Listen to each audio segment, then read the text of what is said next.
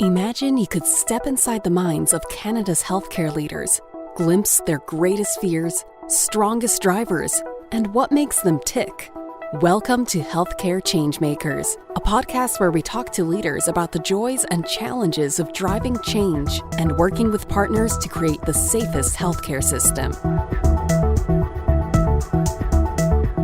Welcome to Healthcare Changemakers, a podcast from Inuvik. I'm Ellen Gardner with Philip D'Souza. Our guest today is Paul Heinrich, President and CEO of North Bay Regional Health Centre. Paul is living proof that behind every healthcare leader is a nurse. In his case, his mother and his wife. Their compassionate dedication to their craft has helped Paul develop a caring and thoughtful approach to leadership that's helped him in posts he's held in Calgary, Inuvik, Georgian Bay, and for the past 8 years in North Bay. We first spoke with Paul early in 2020, just before the pandemic hit, and we were lucky to catch up with him again this past March. He reflected on how the North has traditionally been humble about its innovations and capabilities. But with the pandemic, he says, there's been a paradigm shift. People have started to appreciate the talents and resourcefulness of the North in a new way.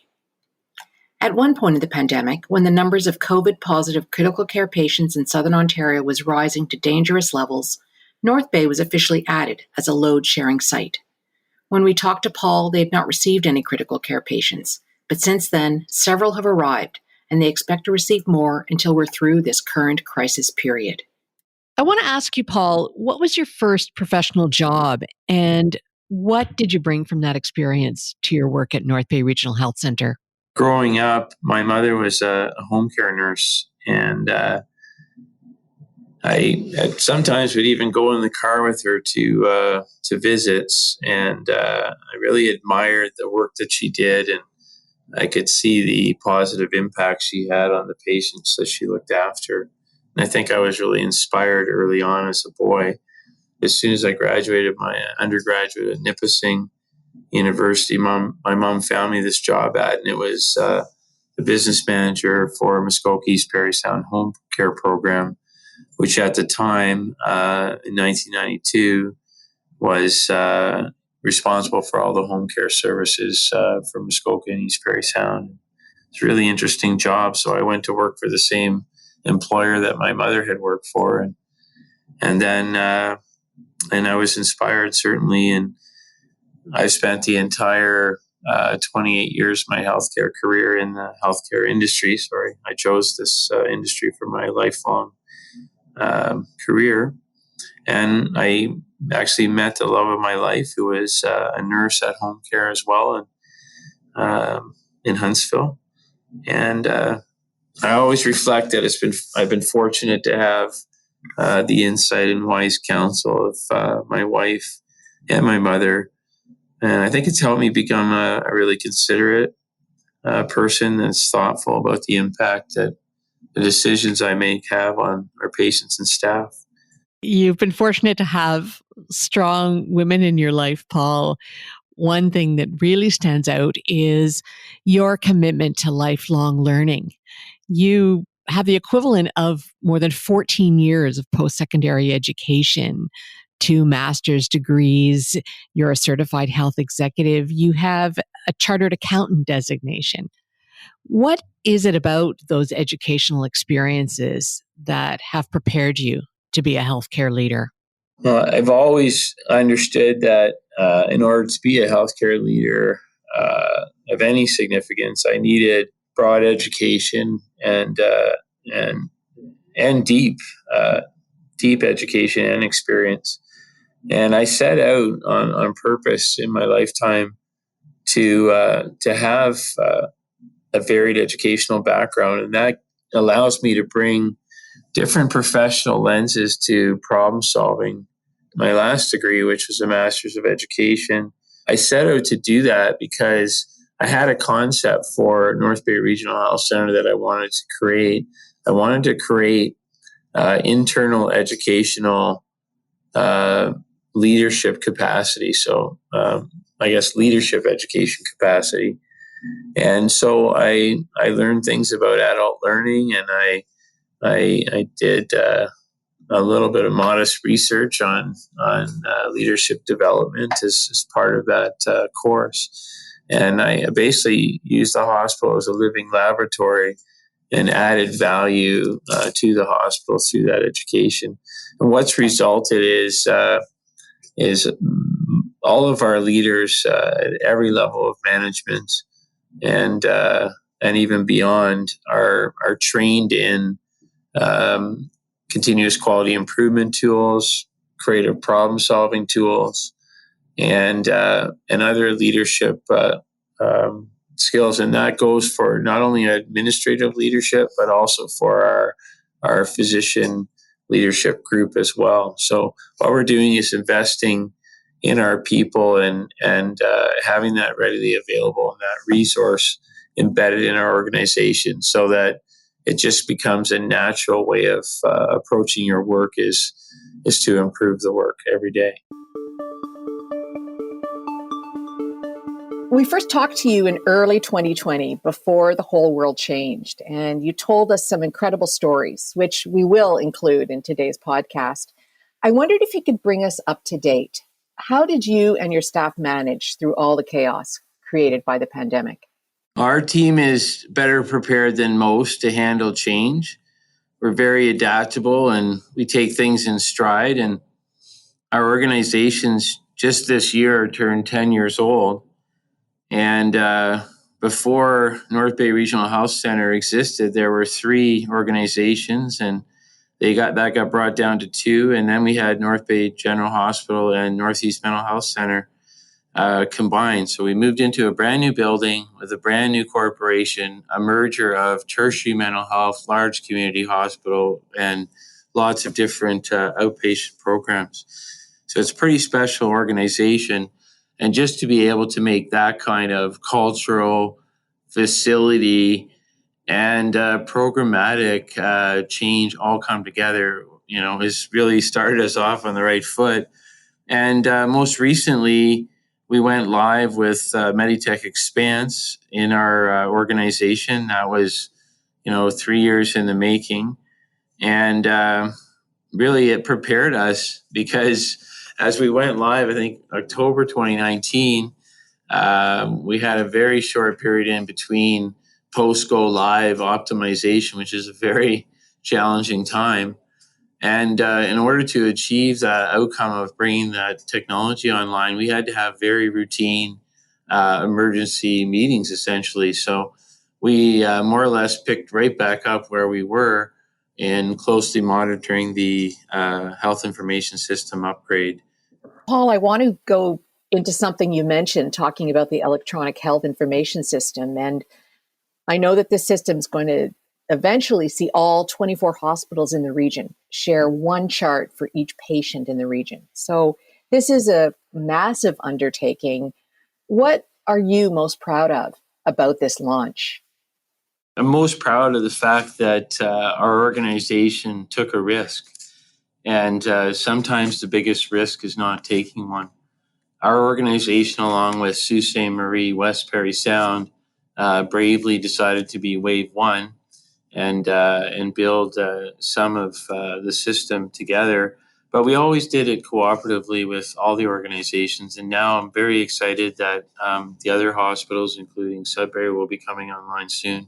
It really is a build. It's not just off the shelf software. It's very much customized and around quality improvement and consistency of care, but adapted to the local circumstance. So, the actual build of a system is an opportunity to manage change, to make continuous quality improvement happen. And to me, that would be the best recipe and the place to start for the integration agenda going forward. As you say, there's so many amazing benefits to this new system. The timing of it seems quite precipitous, considering you launched the system and we move into a pandemic where the risks became so much higher all of a sudden. Staff had to take so many more precautions. So that must have been a thought going through your head and all the leadership team that this is amazing timing. Well, yeah, it's funny you should mention that, because on the one hand, I feel a certain level of guilt because we've been working our team in overdrive, going back even before the pandemic. And I'm just so proud of how our teams responded. And, a good leader cannot use their authority to make unreasonable demands on their personnel. And, essentially it's, the circumstance of the last year just feels like we're doing that every day to them. But an amazing thing has happened. They've just become that much better at their jobs, better able to make decisions, and but not knee-jerk decisions. Always, we're able to make decisions very fast while actually analyzing all the pros and cons and risks, and also involving the stakeholders. We just found ways to do that incredibly quickly and efficiently. Crisis is a really challenging experience for any leader, that you can plan and prepare, and yet when it happens, you have to rise to it. You have to draw on all your own personal resources and hopefully the planning that's been done before. But as a leader, Paul, during this difficult time, how did you support your staff? What did you do differently this year? So I alluded to the fact that our people were under so much pressure. The best thing we could do is support the best level of communication. It was the number one requirement. And we had a very inclusive emergency response structure. Routinely we would have senior leadership followed by emergency operation council, followed by a meeting with all managers plus all union leads. The communication was very fluid and consistent. And after each of those cycles, and that could have been a daily, a weekly, a bi-weekly, we changed the timing based on the demand of the pandemic at any one point in time. And at the end of the cycle, we would put out a news brief, very high quality. And then our managers would use that as a consistent source of truth, communicate with their teams to keep everyone completely in the loop. And that helped everyone understand the why behind the decisions, because many of the decisions, as you can imagine, none of us outside of the pandemic experience would be able to actually explain why many of these things made sense. One of the things you talked to us about last year was your unique approach to problem solving. And I recall it was a combination of suspending judgment and encouraging participation from the quiet ones in the room.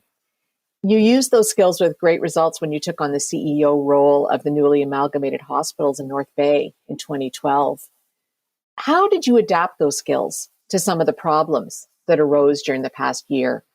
So it's incredibly important that you don't ask your staff to do something you wouldn't be willing to do yourself, or follow some protocol or formatting that you wouldn't use yourself, or jump to conclusion because you happen to have authority and you like your idea better. You really have a critical responsibility to reflect the comprehensive viewpoint of your team.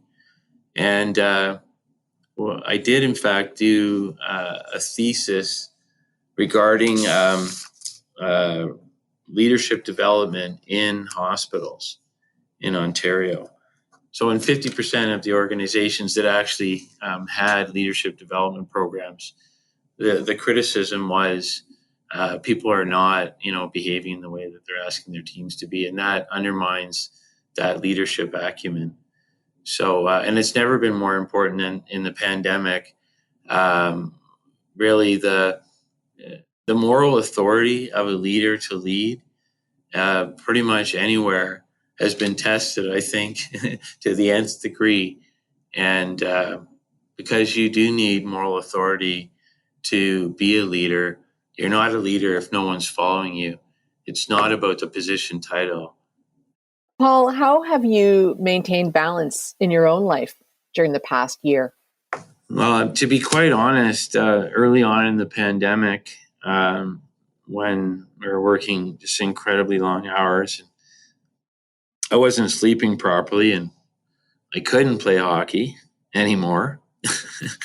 And that would be a problem. It was a huge problem for me. Hockey My ringtone is like any show music.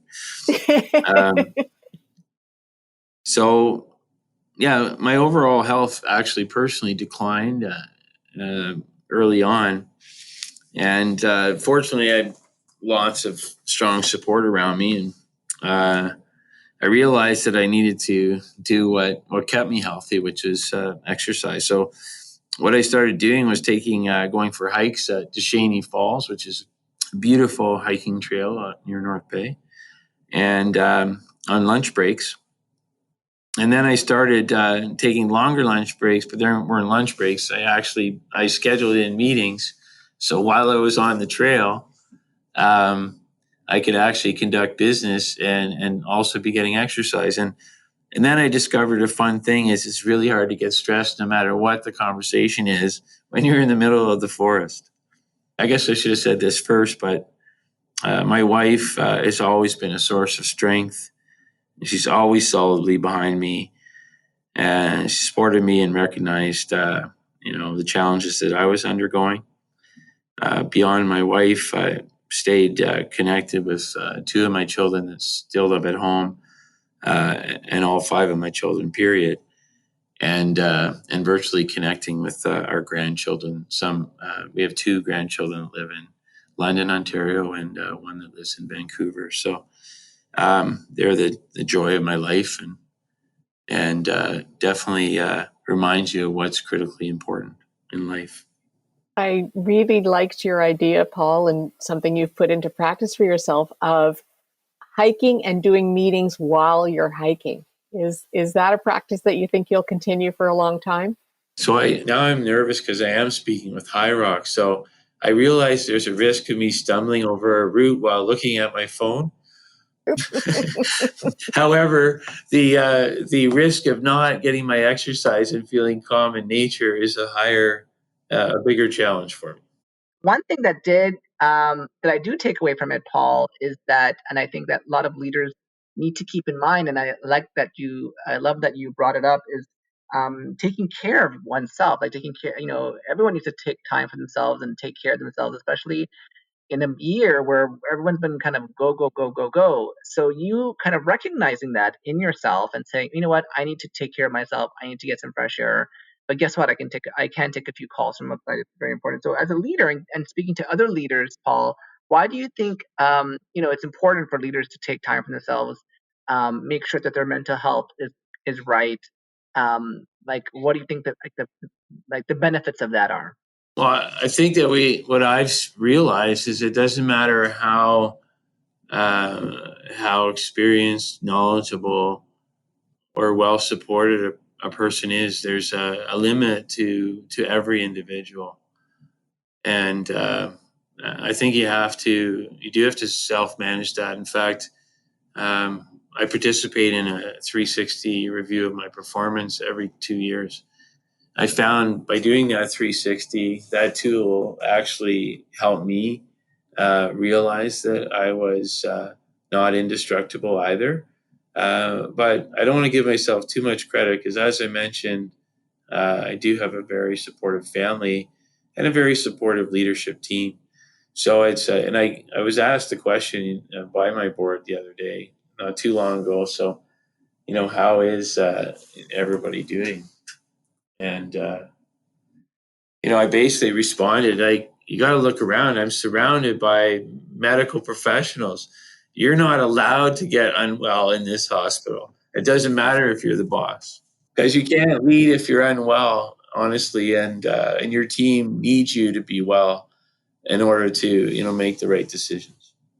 What's one thing you feel that, I don't know I'm trying to figure out how to word it properly as well without being, showing my city ignorance, but what's one thing you feel that people, from other parts, not from rural areas, may take for granted of the depth of experience and the professionalism and the, safety culture that organizations such as yours have?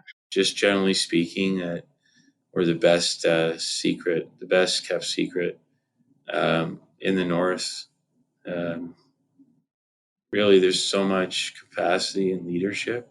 And our challenge is the connectivity and the large geography. And I think, maybe like the virtual care options, virtual communication that we developed, maybe actually is going to build a stronger force and a stronger voice for the North.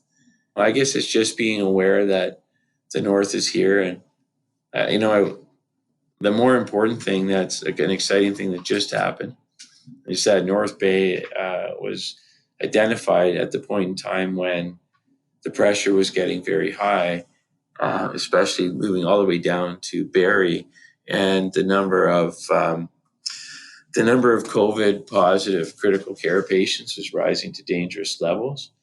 It was quite an unprecedented thing that we were officially added as a load sharing site and could have received, fortunately we didn't, but critical care patients from the south. When has that ever happened? So I think that's an example where people will start to see the North as a resource that goes beyond supporting the North.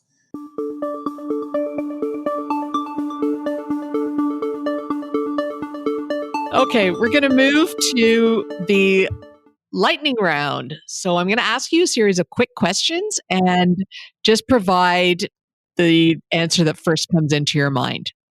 The first question is, if you weren't in healthcare, what would your dream career be? I would be a professional hockey player, or at least a Zamboni driver that could play. What's on your music playlist, Paul?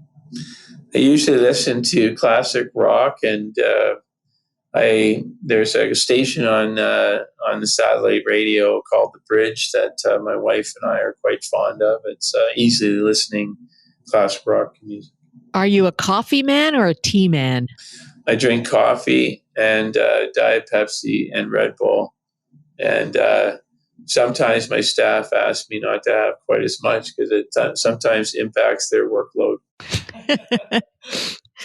What's one thing about you, Paul, that would surprise people? That I'm actually competent at stonemasonry. So this past summer, growing up, my summer job was routinely working with masonry, like every year from the age of, I think, 13 to 20. My summer job was to do masonry in this. So I hadn't done any masonry for like at least 25 years.